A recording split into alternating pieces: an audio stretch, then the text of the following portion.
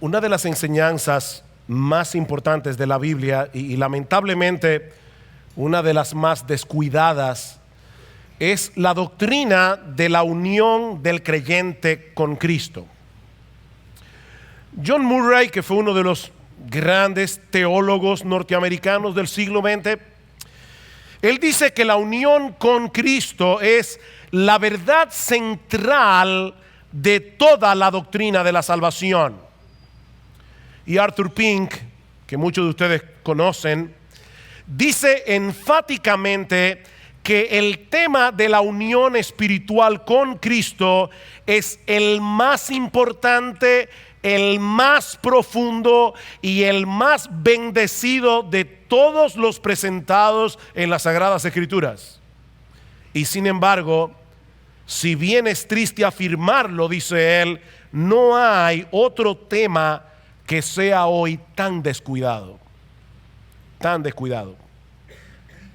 Ahora, antes de pasar a explicar en qué consiste nuestra unión con Cristo y las implicaciones o algunas de las implicaciones que eso tiene, es importante aclarar que aquí estamos hablando de algo que la Biblia señala como un misterio. Un misterio. De hecho, cantábamos ahora, qué gran misterio. En el texto que leímos hace un momento, en Efesios capítulo 5, Pablo cita las palabras del Génesis capítulo 2, versículo 24: dejará el hombre a su padre y a su madre, se unirá a su mujer y los dos serán una sola carne. E inmediatamente añade en el versículo 32, grande es este misterio. Pero hablo con referencia a Cristo y a la iglesia. El texto griego dice, este es un mega misterio. Un mega misterio. Que la unidad del hombre y la mujer en el matrimonio no es más que una representación, no es más que un reflejo de la unión espiritual de Cristo con su pueblo. Y escribiendo a los colosenses, Pablo les dice en el capítulo 1 que Dios le encomendó a él la tarea de predicar el evangelio a los gentiles, es decir, a los que no pertenecen a la nación de Israel, a quienes Dios quiso dar a conocer cuáles son las riquezas de la gloria de este misterio entre los gentiles, que es Cristo en vosotros. Esa es la gloria de este misterio. Cristo en vosotros, la esperanza de la gloria. Dios quiso revelarnos este misterio, dice Pablo, para que nosotros podamos conocerlo hasta donde la revelación bíblica y nuestra capacidad de entendimiento lo permite.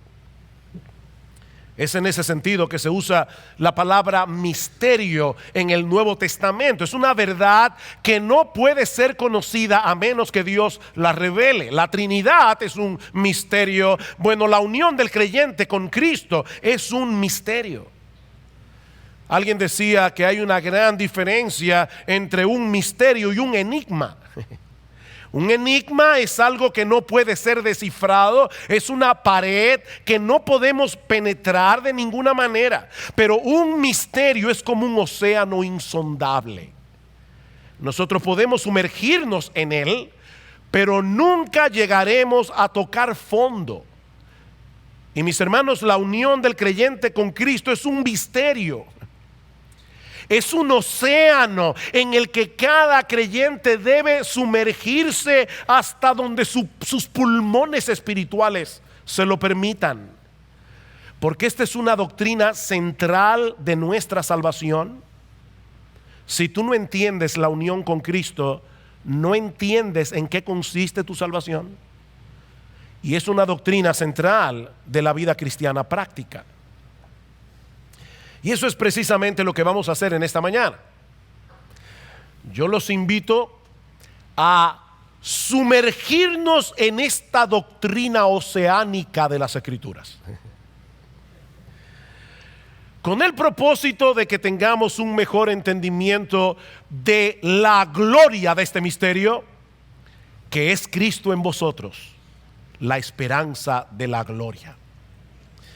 Y yo quiero que veamos en primer lugar la centralidad de nuestra unión con Cristo. La centralidad de nuestra unión con Cristo. Si tú estás leyendo un libro, cualquiera, y hay una frase o una idea que se repite constantemente casi en cada página del libro, seguramente vas a llegar a la conclusión de que esa idea es central en el pensamiento de lo que el autor está tratando de comunicar. Bueno, lo mismo ocurre con la doctrina de la unión con Cristo en el Nuevo Testamento. Por ejemplo, las 13 cartas de Pablo, sin contar, ¿verdad?, la epístola a los hebreos, porque no sabemos si fue Pablo que la escribió, pero las 13 cartas de Pablo suman alrededor de 100 páginas en nuestras versiones de la Biblia, un total de 87 capítulos. Sin embargo, expresiones como en Cristo, en Él, refiriéndose a Cristo, en el Señor o en Cristo Jesús, aparecen 164 veces en los escritos de Pablo. O sea, sus cartas suman unas 100 páginas en nuestras Biblias normales, y estas expresiones aparecen 164 veces en los escritos de Pablo y unas 26 veces más en los escritos del apóstol Juan. Así que es evidente que esta doctrina ocupa un lugar central en la salvación, como dice John Murray.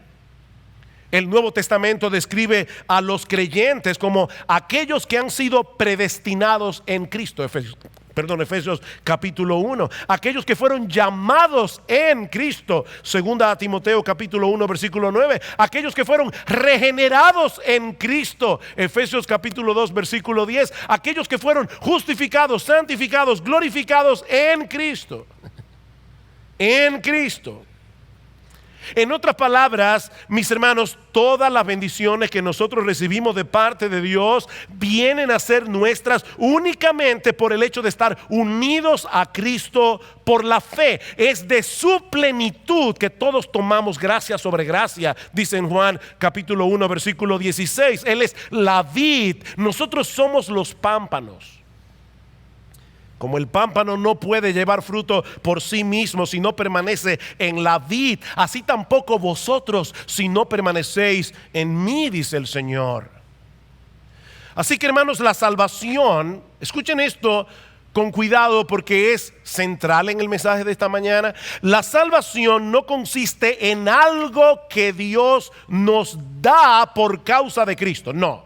La salvación no es algo, no es como un elixir de vida eterna. O sea, no es algo que Dios nos da por causa de Cristo, sino más bien el hecho de tener a Cristo mismo por medio de la fe. Él es la salvación. Esta es una idea tan importante que voy a repetirla de nuevo, con otras palabras. Mis hermanos, todas las bendiciones de la salvación están contenidas en Cristo. De manera que la salvación consiste en estar en Él, en estar unidos a Él, como dice Pablo en 1 Corintios capítulo 1 versículo 30 al 31. Dice: más por Él, es decir, por el Padre, estáis vosotros en Cristo Jesús, el cual nos ha sido hecho por Dios sabiduría, justificación, santificación y redención, para que, como está escrito, el que se gloría, gloríese en el Señor. No tenemos nada de qué gloriarnos en nosotros mismos en lo que respecta a nuestra salvación, porque es por causa del Padre que nosotros estamos en Cristo. Y es por el hecho de estar en Cristo que nosotros disfrutamos de todas las bendiciones del Padre. ¿Dónde está la gloria? En Él.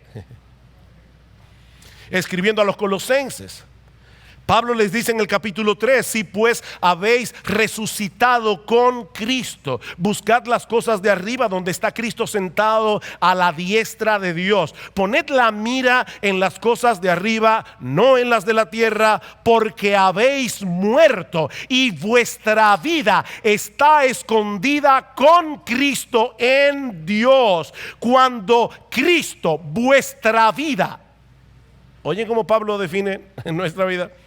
Cuando Cristo, vuestra vida, se manifieste, entonces vosotros seréis manifestados con Él en gloria. Es por causa de nuestra unión con Cristo que ahora tenemos vida, porque Él es la vida, y es por causa de esa misma unión que nosotros vamos a compartir su gloria cuando Él se manifieste en gloria. Ahora, yo sé que todo este lenguaje es muy extraño para nosotros. ¿Cómo es eso de que ahora los creyentes están en Cristo? Y de que todo lo suyo viene a ser nuestro por causa de nuestra unión con Él. Bueno, eso nos lleva a nuestro segundo encabezado. Ya vimos la centralidad de nuestra unión con Cristo. Veamos ahora, en segundo lugar, el significado de esa unión. El significado de esa unión. Como hemos dicho ya, este concepto es un misterio, es algo que nosotros nunca vamos a poder entender completamente, al menos no de este lado de la eternidad. Y honestamente yo creo que nosotros nos pasaremos la eternidad entendiendo cada vez un poco más. Sin embargo, la Biblia usa diversas ilustraciones que nos ayudan a entender esta doctrina hasta cierto punto.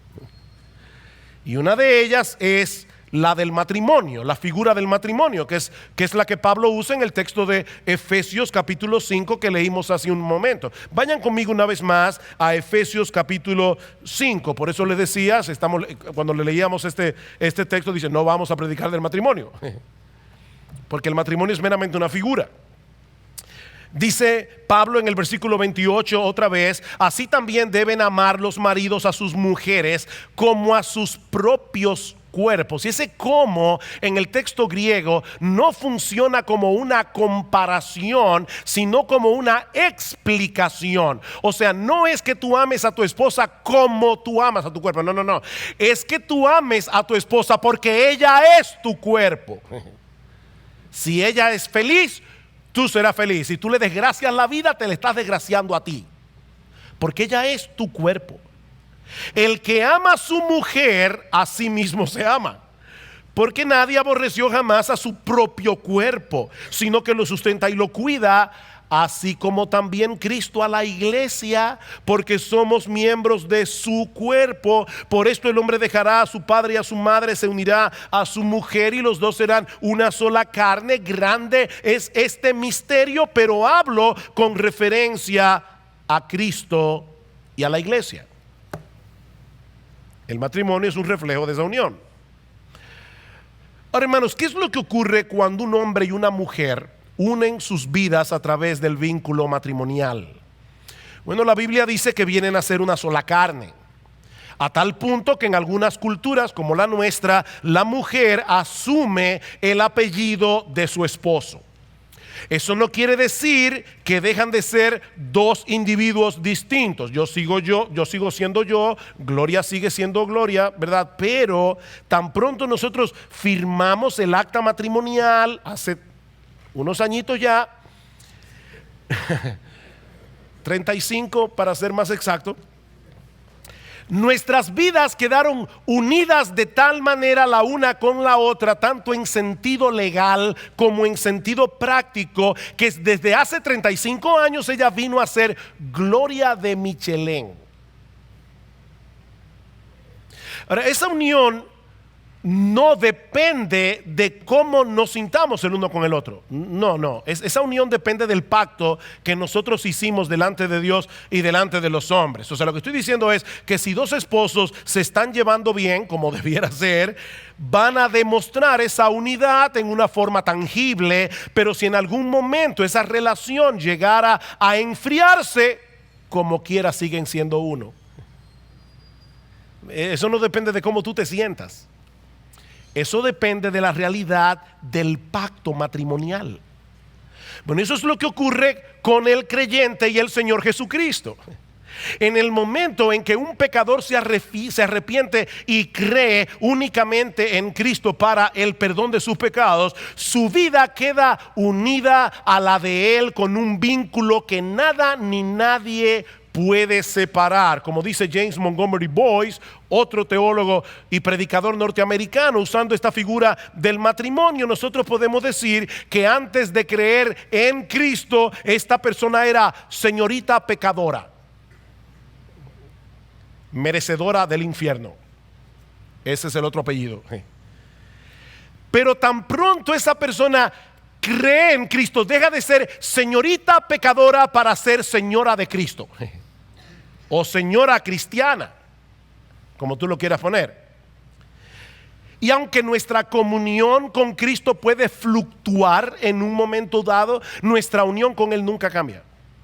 Nunca cambia, como dice Pablo al final del capítulo 8 de su carta a los Romanos, por lo cual estoy seguro de que ni la muerte, ni la vida, ni ángeles, ni principados, ni potestades, ni lo presente, ni lo porvenir, ni lo alto, ni lo profundo, y por si acaso se le quedó algo fuera, ni ninguna otra cosa creada nos podrá separar del amor de Dios que es en Cristo Jesús, Señor nuestro. Nada nos puede separar de esa unión. Por otra parte, cuando un hombre se casa con una mujer, no solo el nombre de ella queda ligado al suyo, sino que juntamente con el cambio de nombre viene también un cambio legal. Un cambio legal. Todas las posesiones que ella tenía antes del matrimonio, incluyendo sus deudas, ahora son de él. Y lo mismo sucede, y van a ver ahora por qué yo subrayo las deudas. Y lo mismo sucede con las posesiones de él. Ahora han pasado a ser también las posesiones de ella.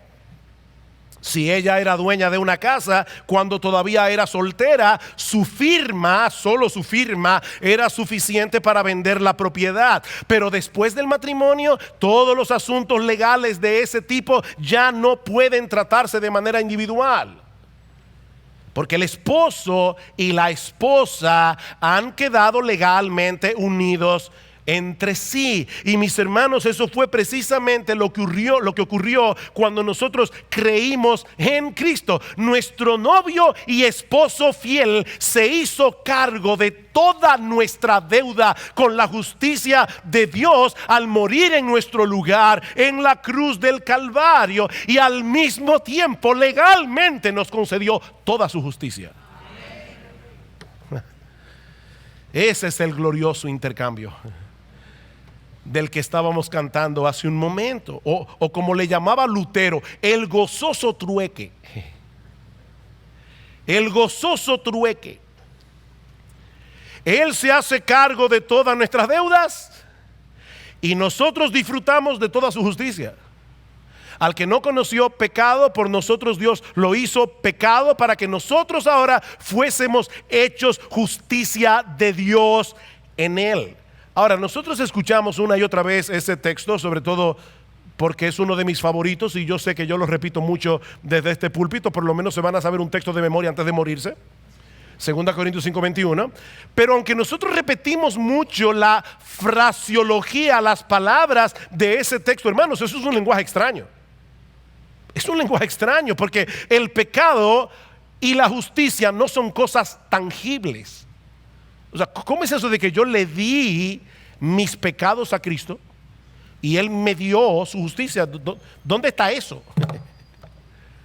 Porque el pecado y la justicia no son cosas que yo puedo tocar, no son cosas que yo puedo ver, no son cosas tangibles. No es como regalar una camisa o hacer una transferencia entre cuentas. O sea, tú vas a la cuenta bancaria y dices, bueno, aquí está la transferencia que me hizo fulano de tal a la cuenta mía. Pero esto no funciona así. Mis hermanos, ¿cómo es que sucede entonces ese glorioso intercambio? Bueno, al quedar unidos a Cristo, como el hombre y la mujer se unen a través del vínculo del matrimonio, nuestras deudas pasaron a ser suyas. Y Él murió por cada una de ellas en la cruz del Calvario. Pero al mismo tiempo su justicia ahora viene a ser nuestra por causa de nuestra unión con Él. Lutero escribió una carta a los nobles de Alemania, digo así, de Inglaterra, a los nobles de Alemania en el año 1520. Y en una parte de esa carta dice algo precioso, extraordinario. Dice: Cristo es Dios y hombre, pero jamás ha cometido pecado. Su justicia es invencible, eterna y omnipotente.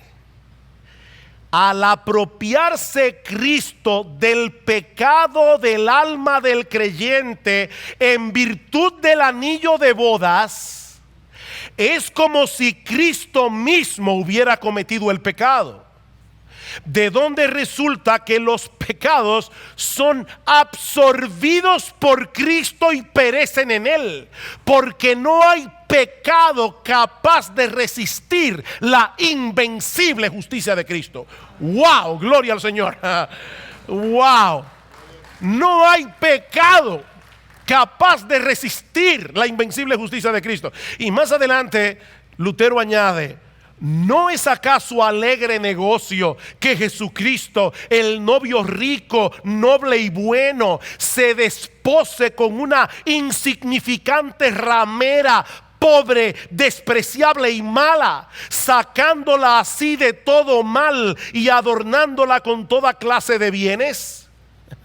Ya no es posible que el alma sea condenada por sus pecados, dice Lutero, porque Él los hizo suyos en la cruz del Calvario y allí pagó por todos ellos en nuestro lugar.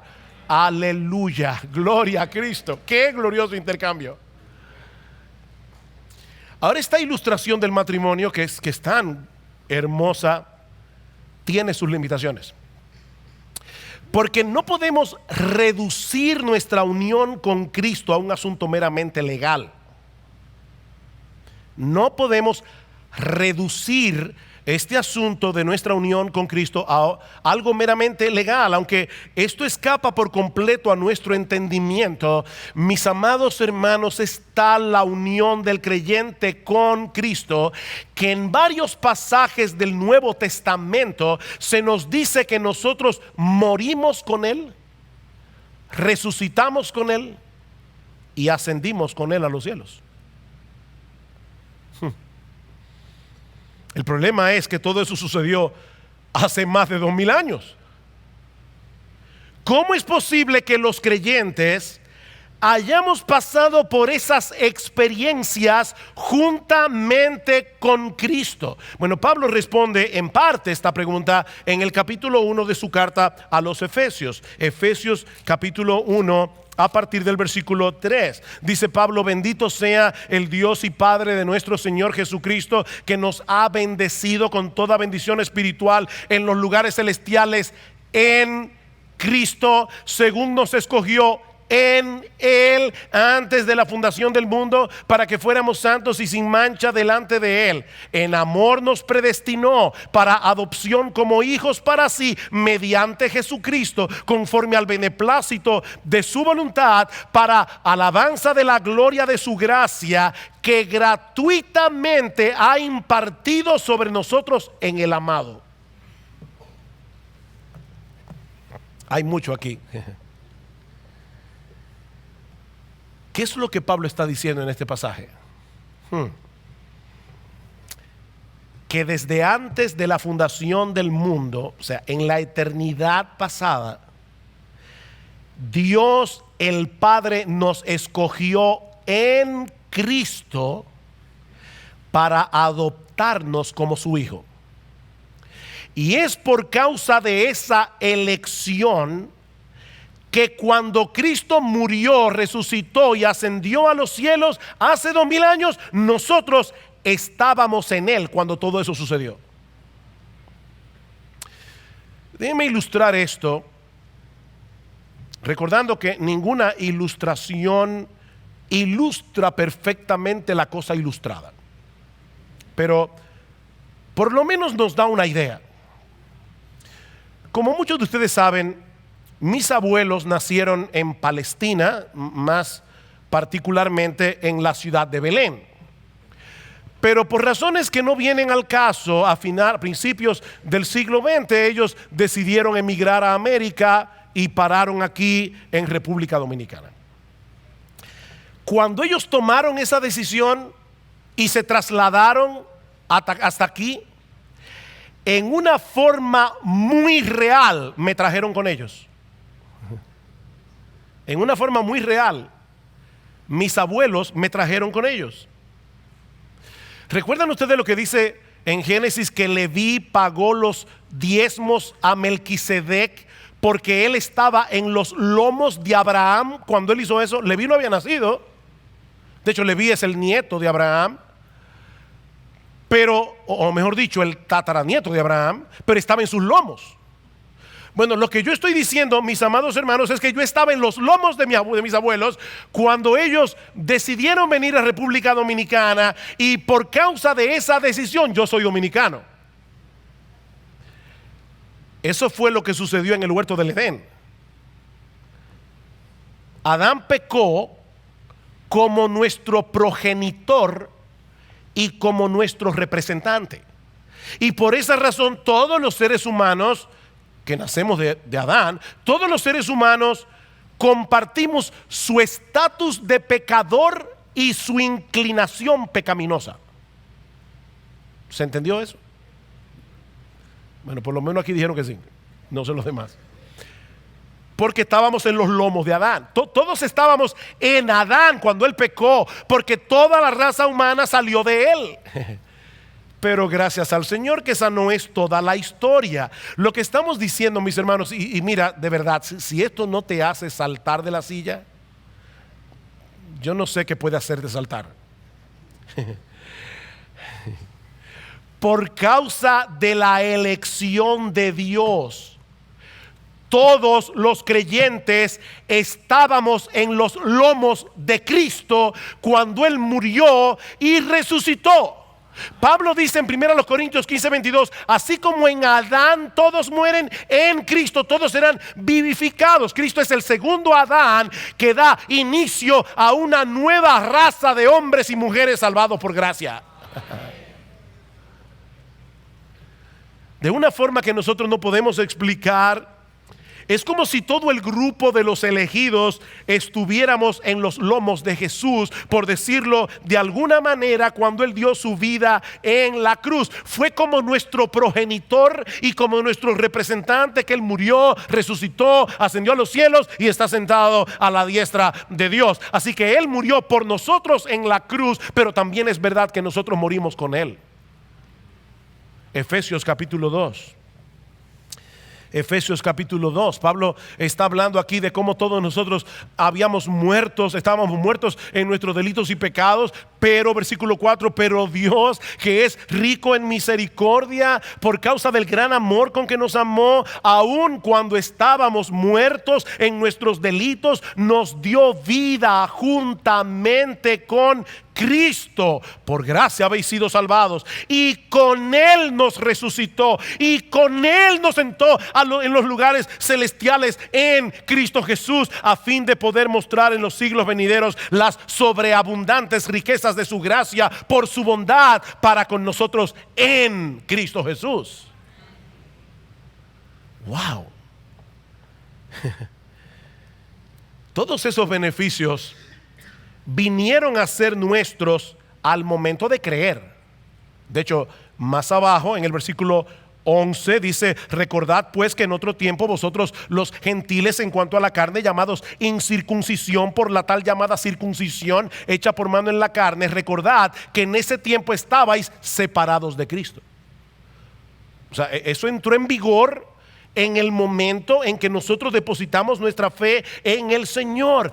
Pero ya nosotros estábamos en sus lomos desde antes de la fundación del mundo, porque el Padre nos eligió en Él. Es por eso que la Biblia dice en Hebreos capítulo 12 que Cristo, por el gozo puesto delante de Él, sufrió la cruz. ¿Saben cuál era el gozo puesto delante de Él? Tú y yo, con nombres y apellidos. Él estaba allí viendo la cruz con todo su horror, pero Él dice: yo amo a estas personas porque el Padre me las regaló, y por el gozo puesto delante de Él, Él sufrió la cruz.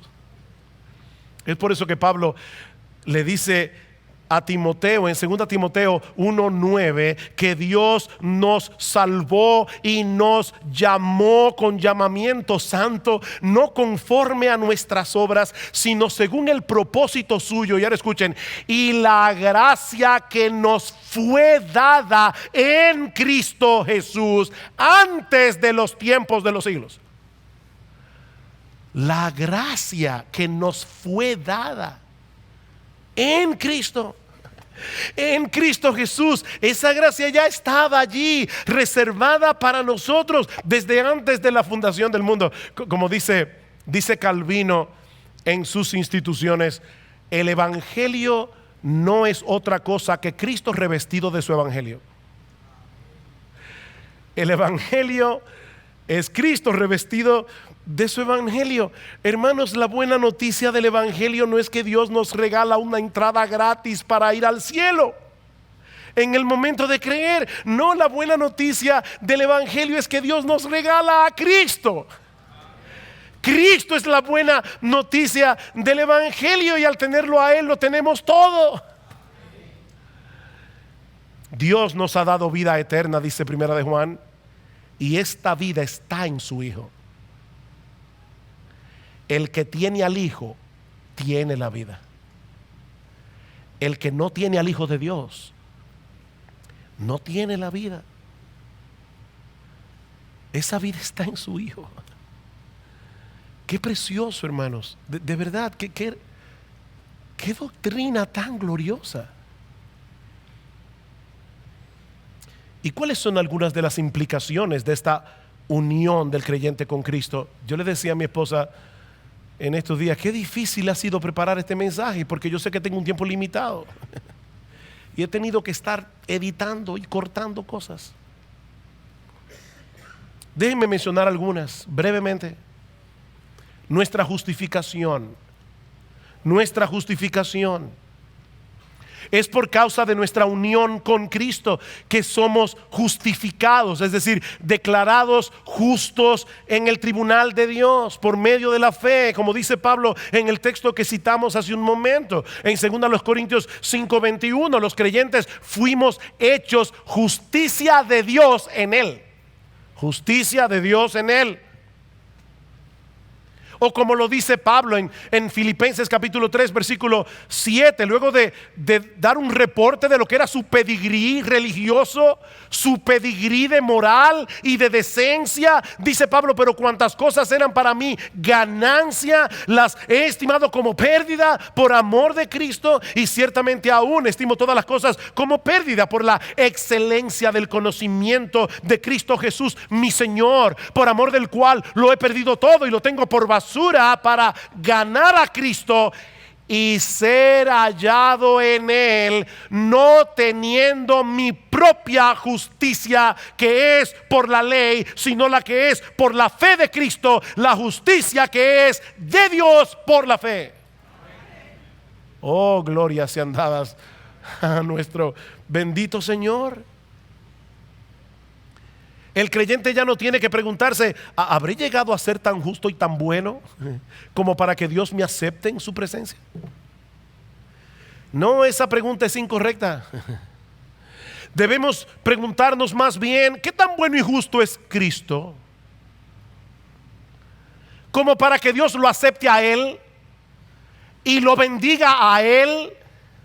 Porque nuestras vidas quedaron indisolublemente ligadas a la suya en el momento de creer. Con Cristo estoy juntamente crucificado, y ya no vivo yo, mas vive Cristo en mí, y lo que ahora vivo en la carne lo vivo en la fe del Hijo de Dios, el cual me amó y se entregó a sí mismo por mí. Mira, mi hermano, para que Dios rechace a un creyente y le quite su salvación, Él tiene que rechazar a Cristo primero. Y eso no va a ocurrir ni en 1000 eternidades. Pero no solo fuimos justificados en Cristo, sino también adoptados en Él. Adoptados en Él. Todo lo de Cristo viene a ser nuestro por causa de nuestra unión con Él, y eso incluye la relación filial que Él tiene con su Padre. Eso fue lo que leímos hace un momento en la primera carta, en la carta de Pablo a los Efesios, que Dios nos predestinó en amor para ser adoptados como hijos suyos mediante Jesucristo, porque fuimos aceptos en el amado. Los creyentes fuimos aceptados por Dios el Padre al estar unidos en aquel al que ama su alma, el amado del Padre. Y por causa de esa unión, nosotros también llegamos a ser hijos.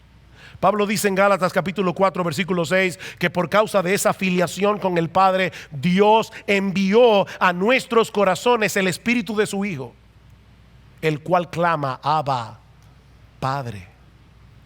El Espíritu de su Hijo. ¿Sabes, mi hermano, cuál es la razón por la que el creyente habla con Dios como un hijo lo hace con su padre? ¿Tú sabes por qué pasa eso? Porque el Espíritu de su Hijo ha venido a morar en nuestros corazones. Y desde allí Él nos mueve a clamar con confianza. Pero nuestra unión con Cristo no solamente es la base de nuestra justificación y de nuestra adopción, sino también de nuestra santificación. De nuestra santificación, la realidad de haber muerto con Cristo y haber resucitado juntamente con Él es lo que nos permite andar en novedad de vida. Eso es lo que dice Pablo en Romanos capítulo 6. Ese viejo hombre dominado por el pecado ya no existe. Hermanos míos, ese viejo hombre dominado por el pecado ya no existe. Fue crucificado juntamente con Cristo en la cruz del Calvario. Pablo dice en 2 Corintios capítulo 5 versículo 17 que si alguno está en Cristo, nueva criatura es. Las cosas viejas pasaron, he aquí todas son hechas nuevas. Somos hechura suya, dice en Efesios 2:10, creados en Cristo Jesús. ¿Oíste eso? Somos hechura suya, creados en Cristo Jesús para buenas obras, las cuales Dios preparó de antemano para que anduviésemos en ellas. Es imposible que una persona tenga al Espíritu de Cristo morando permanentemente en él y que su vida siga siendo la misma de antes. Eso no es posible. Al unir nuestra vida a la suya, el Señor Jesucristo nos va transformando gradualmente de dentro hacia afuera para que seamos cada vez más semejantes a Él. Contemplando su gloria, somos transformados de gloria en la misma imagen como por el Espíritu del Señor. 2 Corintios 3:18. Aparte de que el hecho de saber que nuestra vida está unida a la de Cristo es un argumento muy poderoso para movernos a la santidad. De hecho, ese es el argumento que usa Pablo en el capítulo 6 de Primera a los Corintios para persuadirlos a guardarse del pecado sexual. Escuchen estas palabras de Pablo. ¿No sabéis que vuestros cuerpos son miembros de Cristo? ¿Quitaré pues los miembros de Cristo y los haré miembros de una ramera? De ningún modo. ¿O no sabéis que el que se une con una ramera es un cuerpo con ella? Porque dice los dos serán una sola carne. Pero el que se une con el Señor, un espíritu es con él. Uy, estás unido a Cristo y vas a unirte también con una ramera. Miren, hermanos, yo no conozco un argumento más persuasivo para guardarse en pureza que esta bendita doctrina de nuestra unión con Cristo. Cuando un creyente peca, lo hace en unión con Cristo. Eso es lo que Pablo está diciendo allí. Mis hermanos, óiganme bien, cuando tú estás viendo pornografía, tus ojos están tan unidos a Cristo como cuando tú estás leyendo la Biblia.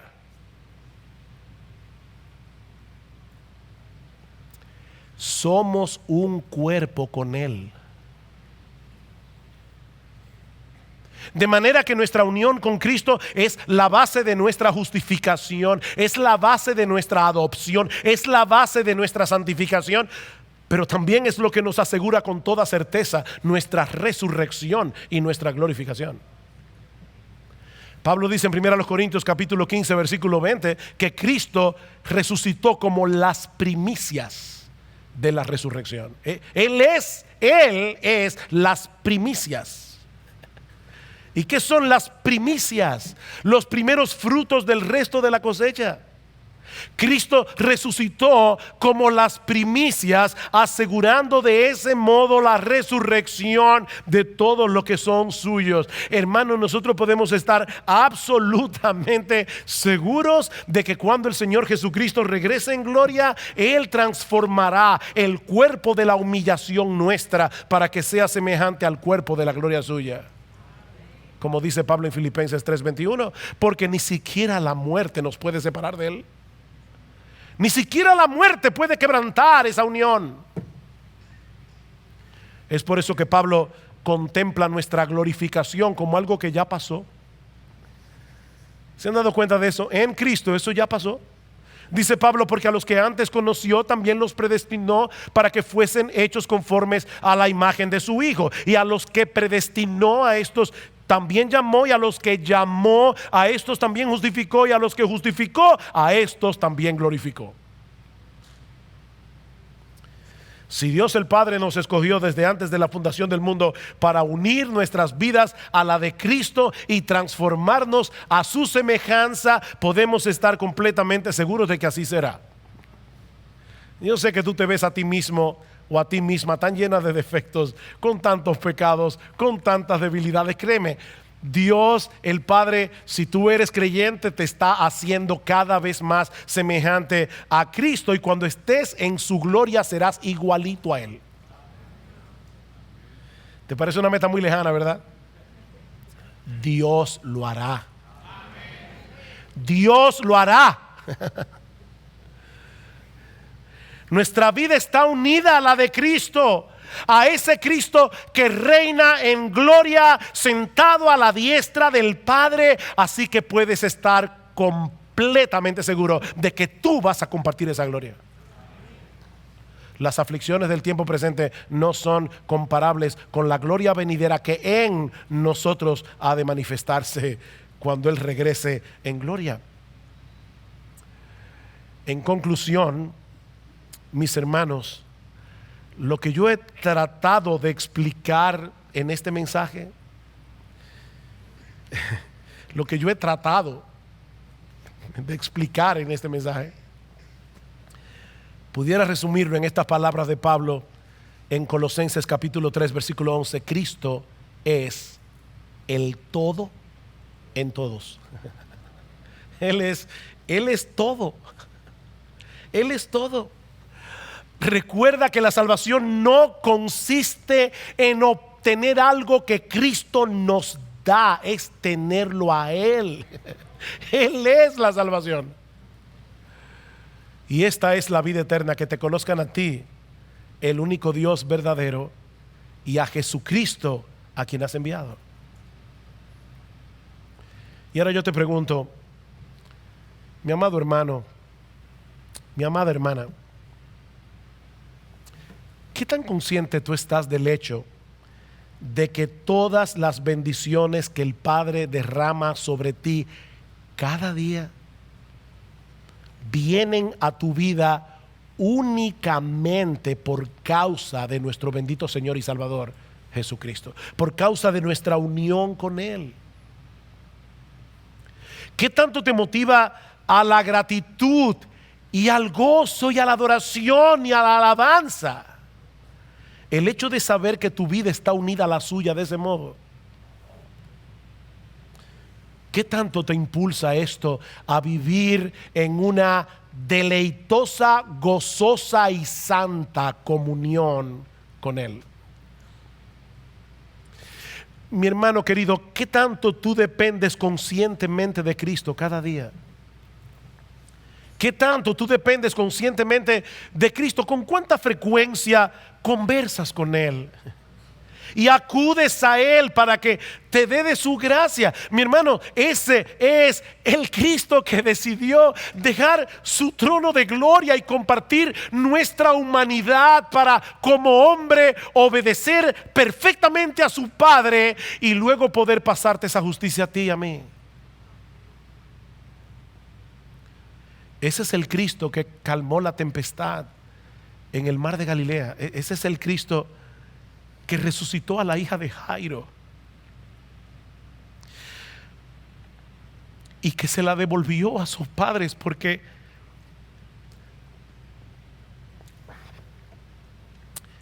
Él no solo es todopoderoso, Él es tierno y compasivo. Ese es el Cristo que voluntariamente fue a la cruz.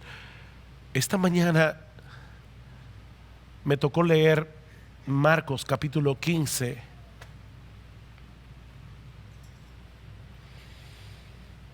Y me imagino que teniendo todo esto en mi mente, por eso ese pasaje me impactó tanto.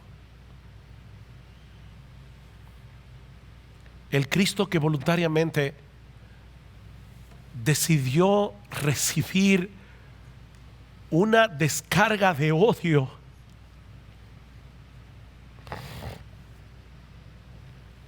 de parte de una humanidad caída, y luego recibir de su Padre toda la ira justa que merecían tus pecados y los míos.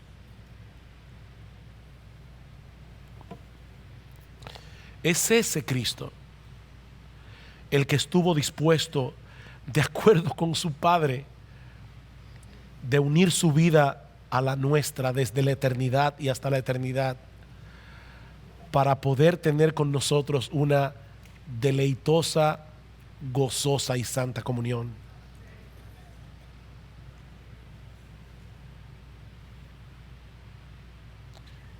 Mi amado hermano, ¿cuán a menudo tú le expresas a Cristo tu alabanza y tu gratitud por todas las bendiciones que tú recibes del Padre por causa de Él? Incluyendo la bendición del perdón cuando pecamos, incluyendo esa bendición. Y yo sé que todos aquí probablemente sentimos una mezcla de gozo al escuchar esta doctrina y al mismo tiempo convicción de pecado. Pero una de las bendiciones que nosotros recibimos por estar unidos a Cristo es el perdón. Es el perdón. Qué bueno es recordar, mis hermanos, que nuestra salvación no depende de nuestro desempeño, sino del suyo. Qué bueno que su bendita sangre continúa limpiándonos de todo pecado cada vez que nosotros venimos en arrepentimiento y fe delante del trono de la gracia. Eso no debe movernos a tomar el pecado con ligereza, pero sí nos motiva a seguir corriendo la carrera con esperanza. Oh, mi hermano, no dejes de predicarte el evangelio todos los días, no dejes de hacerlo. Recuérdate a ti mismo las riquezas de la gloria de este misterio, que es Cristo en vosotros, la esperanza de la gloria. Porque solo así vas a poder seguir luchando la buena batalla de la fe hasta que llegues sano y salvo a la presencia de tu bendito Señor y Salvador.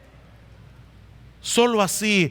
Y si tú estás aquí sin Cristo en esta mañana, yo quiero recordarte una vez más que todo lo que tú necesitas para ser aceptado delante de Dios es apropiarte de Cristo por medio de la fe. Es confiar únicamente en su justicia perfecta, en su muerte en la cruz para alcanzar la misericordia y el perdón de Dios. Mi amigo, óyeme bien, todas tus buenas obras no serán aceptadas cuando tengas que presentarte delante de su tribunal, porque esa moneda no circula en el reino de Dios. La única justicia que Dios acepta es la de su Hijo. Y mi amigo, esa justicia puede ser tuya aquí y ahora si vienes a Cristo en arrepentimiento y fe. Ahora. Porque Cristo será tuyo y todo lo suyo será tuyo también. Conversa con alguno de nosotros si tienes alguna inquietud o pregunta, pero no te vayas de este lugar despreciando el precioso e invaluable regalo que Dios nos ha dado en Cristo. Oh, que el Señor bendiga su palabra en medio nuestro, salvando a pecadores y edificando a su pueblo para la gloria de su santo y bendito nombre.